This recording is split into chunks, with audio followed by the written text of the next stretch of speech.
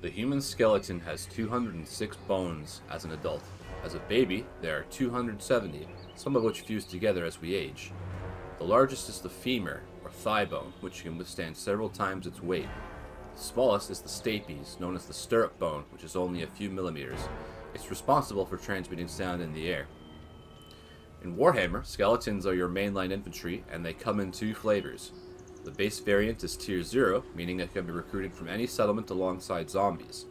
The other is the Spear variant, which gives a bit of attack in favor of a bonus versus large. This unit is Tier 1, which means it's recruited from a level 1 barracks. They don't have a lot of armor piercing, but they can hold the line better against large units like cavalry and monstrous infantry.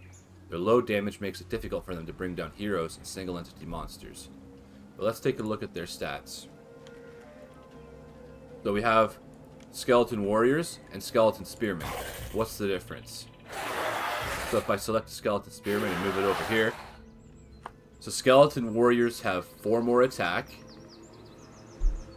8 less defense, 2 more strength, and 2 more charge. So you're giving up melee defense for a bit of attack, but if we look at the bonus versus large on the skeleton spearmen, it's 14. So against large units, they have 28 attack, which is 10 more than a skeleton warrior. They also get an extra, probably, we'll say 10 base damage for armor piercing. So that would put it up to 28, 38 damage, which is not too bad. But that's only against large units. They also have charge reflection, which I think all spear units have now. It's not that big of a deal, but it does help them get a little bit of damage if something happens to charge into them. Doesn't happen very often, though. I'd probably just use skeleton warriors just because they're easier to recruit. And the skeleton spearmen I wouldn't recruit from the barracks. I would get them from Raise the Dead. Okay, so how can we improve these units? Oh, before we do that, I want to show you my favorite part about skeletons. Get them all in a move order. Start the battle, and then walk them up. This is my favorite part about skeletons. They move in sync. Look at them go. Doesn't it feel powerful the way the screen shakes when they march? This is so much fun. This is my favorite part of this unit. And then here's Vlad, just kind of, you know, Chad walking his way to the front line. Oh yeah. Anyway, let's take a look at how we can improve these units in the game. The first thing we're going to do is we're going to give them some experience. So let's select this unit and make them tier 9. So how does this improve over the base version? We get 10 more leadership, 6 attack, and 7 melee defense, which is really good. I think zombies could only get an extra 3 attack and defense, which was not that great. But you're getting up to the point where they're almost like a mainline infantry unit. If you compare them to an Empire swordsman, or a spearman rather, let's compare them to a spearman. Spearmen have way more defense, but their attack is still pretty low. But if we look at an Empire swordsman, infantry here, Empire swordsmen have 32 attack and 32 defense. That's kind of what you want to base everything on. Anything below that is not as good. Anything above that is better. That's what I base it on. So that's the skeleton warrior. Let's look at the skeleton spearmen. How do they improve when we level them up? 10 leadership, 5 attack, 8 defense. So that's really good. Leveled up, I'd probably take the skeleton spearmen over the skeleton warriors just because they have a lot more defense. Because 5 more attack is not that big of a deal, but they have 9 less melee defense, which is incredible. Another thing we can do to improve our skeletons is by looking at the skill tree of a lord. I pulled up Vlad von Karstein in my campaign, and we can use this search bar down at the bottom. It's very easy to miss because it's right at the bottom, but if you type in skeleton, it'll highlight anything that will boost skeletons. So this is highlighted right here. Let's take a look at this. With 3 points, we get 8 attack and 8 defense. Now, with those skeleton spearmen, if we give them an extra 8 defense, that's 47 melee defense, which for a cheap mainline infantry, that's really impressive. Especially when you're going to be dealing with much stronger units like cavalry and monsters. They'll be able to hold the line very effectively. And with skeleton warriors, their attack will be at 30, which means that anything that's less than them, they're going to chew to pieces. But not as good as, say, Graveguard. So that's that there. I also want to look at the blue line. Dead Rise again and Casualty Replenishment is great for any vampire unit. Because you're going to be losing these units. Like, skeletons are going to die by droves. So if they keep coming back and they keep replenishing, that's really good. So let's scroll down the line. There's nothing up here that does anything for skeletons. Just that so far. Magical Animus. Leadership. This will prevent your blob from dying, or at least a blob of units from dying. Legions of the Dead. Once they're at rank 7, they get 5 attack, 12% weapon strength, and 15% spell resistance, which is great. I don't know if you're really going to be having high tier skeletons in the campaign because they're probably going to die or be replaced by other units. Normally when I'm using skeletons, it's from Raise the Dead to add a couple extra units to my army because I lost some. And then Undeath Resurgence really good because boosts melee defense for 18 seconds. So this can help secure a flank or watch your blob. So let's take a look around here. What else would be good for them? If I check my other lords... This better be important. Now, it doesn't look like there's any skills in that guy's tree. This guy will boost ghouls. I know that for a fact. So yeah, that's about it. There's not really a whole lot of skills that can boost them. But we can look at tech now. It's technology. I already have all the technology done, but if we type that, we can see a very faint glow here, here, these ones here, and this one. Nothing down here boosts skeletons. So let's take a look. Leadership for skeletons, that's always good. They start pretty low. Extra melee defense is excellent. With all the bonuses, the skeleton warriors will have over 50 melee defense, which is incredible. Extra weapon strength, which will also stack with the level 7 ability. Recruitment and Raise the Dead cost is great. They're already super cheap, but being even cheaper is better. Upkeep reduction and armor. They're already super cheap, but saving money is always good. If you have lots of skeleton armies, then this will benefit you greatly, because you'll be reducing the upkeep for a lot of them. Perfect Vigor. That is actually an incredible ability. This means that the skeleton stats will never go down unless they get poisoned, which can happen. Like if you're fighting Helm Gorst, or if you're going up against Nurgle, you're going to be dealing with poison. And poison reduces your stats, which means your units fight like crap. So this means that they're not going to get tired, and the only thing you have to worry about is poison. And Raise the Dead pool capacity +2, that's really good. Let's take a look at our Raise the Dead pool here. Devourer of light. Not that special. I can get 2 skeletons. Let's go to an area where there's a lot of Raise the Dead. I'm going to go back to Sylvania. And I'll recruit a lord here. And let's take a look at the pool. So we have Karen Race, Graveguard, Crypt Ghouls, 5 Skeleton Spearmen, 5 Skeleton Warriors, 15 Zombies, 2 Blood Knights, 3 Direwolves, 5 Fellbats, 2 Crypt Horrors. Nothing special.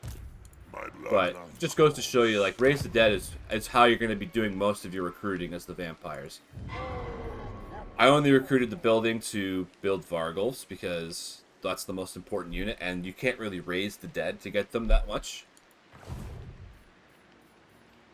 So, yeah, Raise the Dead pool. Okay, and then Risen Champions, extra attack. So, you can't really boost their attack by a whole lot, but you can really boost their defense, which is great.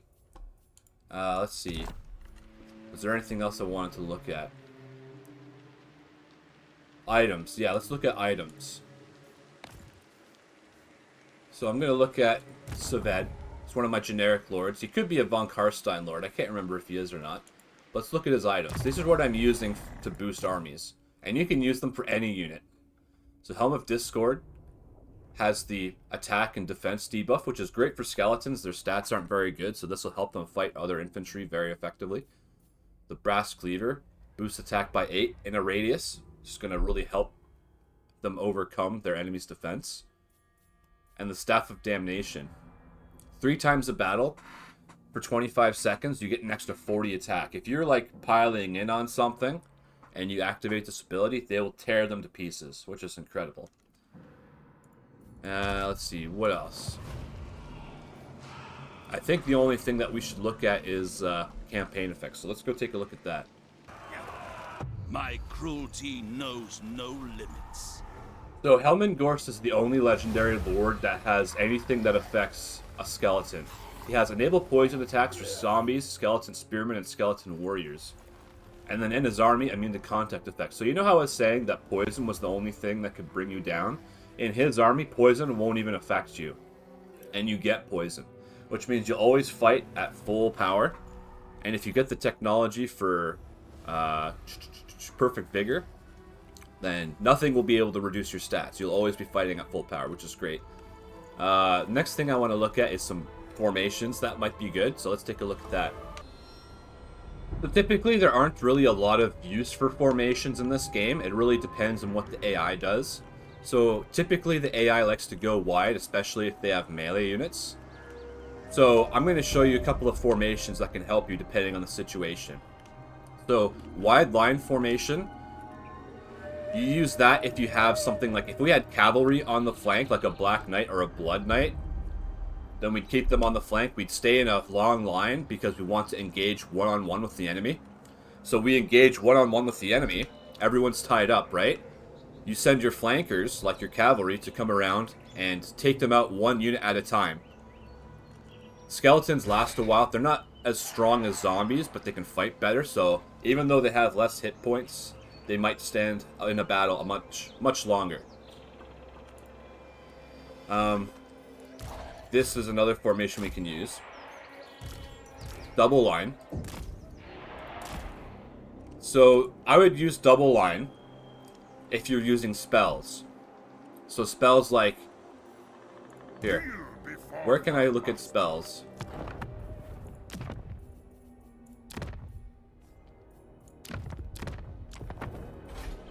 Here we go, spells. So if I look at the lore of vampires... So Wind of Death. Look at the way the spell goes. It shoots in a straight line. Right? So if you want to use Wind of Death, use a double line formation. Walk up to your enemy. Don't attack them. Stay in formation. Let them attack you instead. And use Wind of Death on their front line and destroy them. It'll only take 2 Winds of Death, Overcast, to destroy them. Vlad von Karstein. If you're playing as Vlad, he can reduce the Winds of Magic cost on an upgraded Wind of Death, which is better.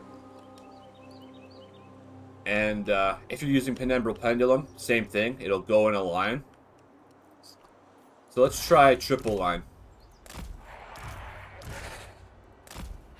Why would you want to use triple line? It's the same thing. You want to get them to surround you so that you can cast spells on them. And if you have a flanker like cavalry, you put them in the blob, walk up to the enemy, and have the cavalry wait on the flanks. And then once the enemy commits to the fight, because they won't really try to flank you, they'll just try to run straight in. They'll only flank if they have cavalry. You can hit them in the flanks once they engage you. And then this is the other formation. This is the Vampire Count's bread and butter. It'll take me a minute, so I'm going to pause. Okay, and then this is the Vampire Count's bread and butter. This is the blob. You stack everyone right on top of each other and hide your heroes in the middle. Don't do this if they have artillery. Don't do this if they have splash attacks. Don't do this if they have spells, you know, artillery. Don't do it. Keep an eye out. But I'll show you what the advantage of this is.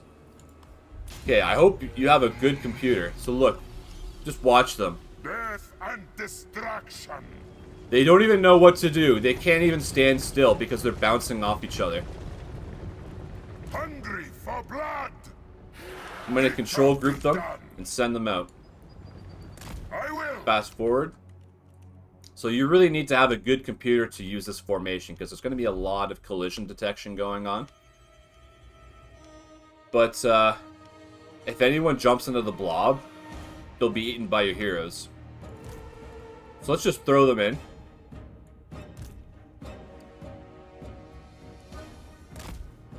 Don't do an attack order, do a move order.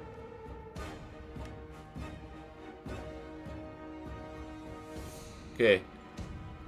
There they go. So while they're in the blob, they won't fight very well, but they'll take less damage because units are going to be overlapping. And then you just do this. Try not to hit your own units. Victory! How much damage are we going to do? Oh, yeah! We did hurt ourselves a little bit, but we're the undead, so we can heal after the fight. Yeah. See, the AI has no way to defend against that. If I had a shadow vampire, I'd put Pit of Shades on this spot right here. Pit of Shades is cheaper and is actually more effective at doing damage than Wind of Death.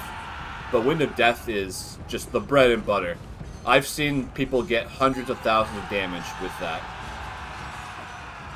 Alright, and that's really all there is to skeletons. I mean, we're probably going to win this fight once we cast another spell.